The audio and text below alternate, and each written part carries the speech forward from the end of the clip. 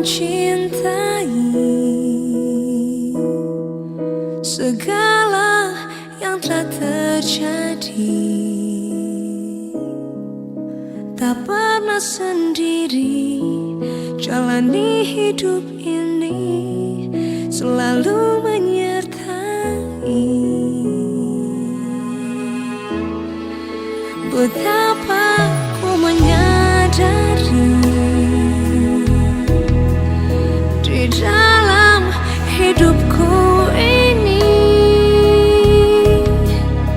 kau selalu memberi rancangan terbaik oleh karena kasih. Bapa, sentuh hatiku, ubah hidupku menjadi yang baru, bagai emas yang murni. Kau membentuk bejana hatiku.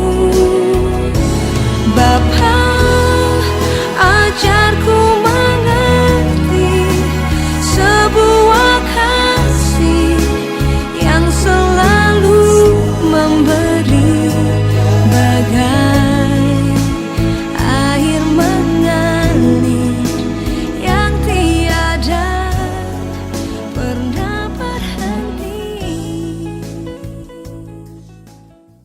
Selamat hari Minggu untuk kita, dimanapun kita berada. Bapak Ibu Saudaraku, sebelum kita mendengar firman Tuhan, mari kita berdoa. Bapa Surgawi, kami siapkan hati kami menerima kebenaran firman-Mu. Roh Kudus menolong kami dan juga memampukan kami untuk memahami dan melakukan dalam hidup kami tiap-tiap hari. Dalam nama Tuhan Yesus kami berdoa, sama-sama kita katakan amin.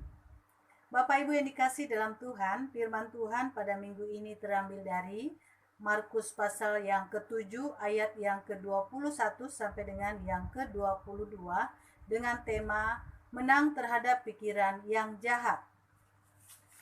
Firman Tuhan berbunyi demikian, sebab dari hati orang timbul segala pikiran jahat, percabulan, pencurian, pembunuhan, persinahan, keserakahan, kejahatan, kelicikan, hawa nafsu, iri hati, hujat, kesombongan, kebebalan.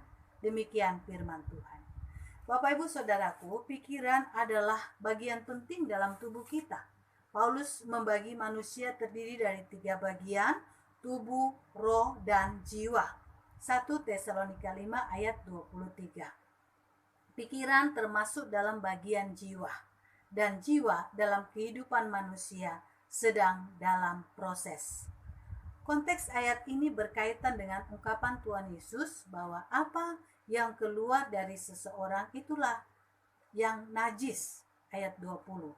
Dan yang Tuhan Yesus maksud apa yang keluar dari seorang adalah apa yang keluar dari dalam hatinya, ayat 21.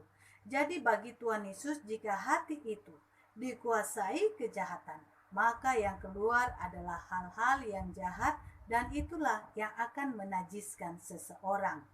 Banyak orang Kristen mengalami kekalahan secara rohani dalam hidup ini karena mereka tidak menjaga hati mereka sesuai firman Tuhan. Amsal 4 ayat 23 mengatakan, jagalah hatimu dengan segala kewaspadaan, karena dari situ terpancar kehidupan. Hari ini kita akan membahas bagaimana menang terhadap pikiran jahat. Kalau kita memperhatikan arti kata, maka dapat dikatakan bahwa pikiran jahat adalah suatu pertimbangan dan perencanaan jahat yang disengaja. Saat ini Tuhan Yesus sedang menjelaskan kepada para murid apa yang telah ia sampaikan kepada ahli Taurat dan orang Farisi. Mengapa muridnya tidak mengikuti adat istiadat nenek moyang mereka? Mereka mempersoalkan mengapa murid-murid makan tanpa mencuci tangan, dan itu dianggap makan dengan tangan yang najis.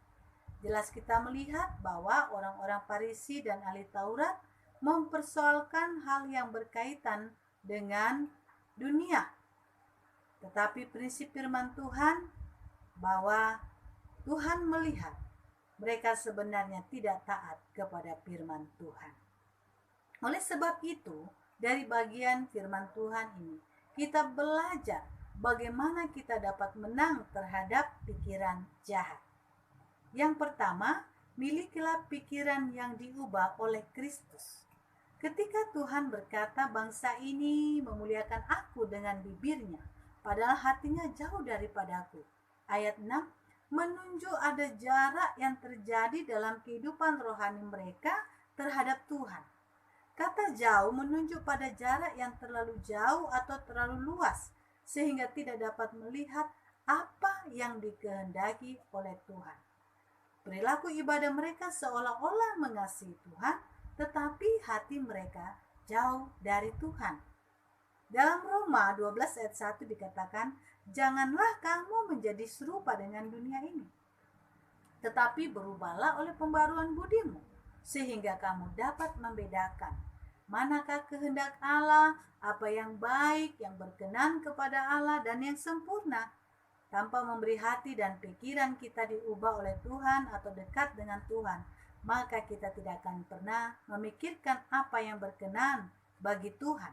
Bapak, Ibu, dan saudaraku, dalam situasi saat ini yang kita semua tidak tahu sampai kapan masa pandemi ini berakhir, marilah kita tetap kuat dalam iman dan belajar terus hidup menyenangkan hati Tuhan dengan siap mau diubah oleh Tuhan. Yang kedua, tidak dikuasai nafsu dunia ini. Ketika Yesus berkata dalam ayat 13, dan banyak hal lain seperti itu yang kamu lakukan, itu menunjukkan bahwa ada banyak perbuatan-perbuatan orang Farisi, ahli Taurat, yang lain dari hati dan pikiran mereka yang tidak mau tunduk kepada firman Tuhan, tetapi mereka melayani keinginan mereka sendiri serta kehendak mereka sendiri. 1 Yohanes 2 ayat 16 mengatakan, sebab semua yang ada di dalam dunia, yaitu keinginan daging dan keinginan mata, serta keangkuhan hidup bukan berasal dari Bapa, melainkan dari dunia. Hati, pikiran yang dikuasai oleh dunia akan melahirkan keinginan-keinginan melakukan tindakan yang bertentangan dengan kehendak Tuhan. Itulah sebabnya mengapa banyak terjadi pertengkaran, perselisihan, perpecahan, iri hati, dan lain. Karena semua dimulai dari pikiran yang selalu mengikuti nafsu manusia dan dunia ini. Oleh sebab itu, Bapak, Ibu, Saudaraku, bagaimana supaya kita dapat menang terhadap pikiran jahat? Dua hal yang kita renungkan tadi. Yang pertama, marilah kita memberikan pikiran kita untuk diubah, dikontrol oleh Kristus. Karena di dalam Yesus Kristus saja kita dapat menemukan kemenangan sejati. Yang kedua, marilah kita tidak lagi mengikuti nafsu dunia ini, tapi selalu berpegang pada firman Tuhan. Dan selalu ingin serta rindu melakukan kehendak Tuhan, menyenangkan hati Tuhan. Bapak, Ibu yang dikasihi dalam Tuhan, tetap semangat dalam situasi saat ini. Mungkin kondisi saat ini semakin sulit dan semakin gelap kita lihat. Tetapi tetaplah kuat, tetap semangat, tetap berpengharapan kepada Tuhan. Salam sehat dan tetap setia kepada Tuhan. Apapun kondisi dan situasi yang saat ini kita hadapi, tetap kuat dan terus mengandalkan Tuhan. Tuhan Yesus memberkati kita. Salam. Mari kita berdoa. Bapa, terima kasih untuk kebenaran firman. Biarlah menjadi rema dan kekuatan dalam hidup kami. Berkati kami jemaat-Mu Tuhan, dimanapun kami berada, di rumah kami masing-masing, bahkan juga masalah, tantangan, pergumulan yang kami alami masing-masing saat ini. Engkaulah pertolongan dan kekuatan kami. Berkati keluarga kami dimanapun berada, lindungi dan sertai mereka juga Tuhan, biar mereka juga tetap kuat di dalam iman kepada Tuhan. Berkati sinode kami, berkati gereja-gereja Tuhan, para hamba-hamba Tuhan, tim medis, maka semua orang percaya yang mengandalkan dan mengasihi Engkau. Biarlah Engkau memberkati, supaya di tengah-tengah situasi saat ini, kami tetap teguh di dalam iman kepadamu. Terpujilah Engkau Tuhan, Di dalam nama Tuhan Yesus, kami mengucap syukur dan kami memuji Engkau.